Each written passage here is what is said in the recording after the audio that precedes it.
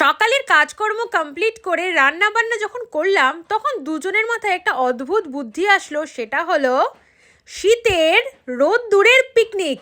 হ্যাঁ, ঠিক ধরেছো। প্রত্যেক দিন তো আর সময় হয় না সবার সাথে একসাথে বসে কাটানোর, আবার নিজেদের মধ্যেও যে টাইম স্পেন্ড করা হয় সেটাও হয় না।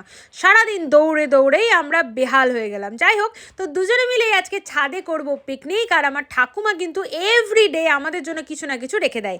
যেমন আজকে রেখে দিয়েছিল এই দেখো বাঁধাকপির তরকারি, আর তার সাথে ছিল আলু ভাজা। এই দুটো ঠাকুমার কাছ থেকে নিয়ে চলে আসলো। আর আমরা করেছিলাম আজকে ঝাল ঝাল লাল লাল টক টক মিষ্টি মিষ্টি দারুণ একটা চিকেন কষা।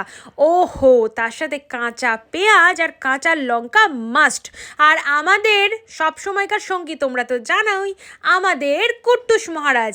একসাথে তিনজনে বসে জমিয়ে ফাটাফাটি আজকে একটা দারুণ লাঞ্চ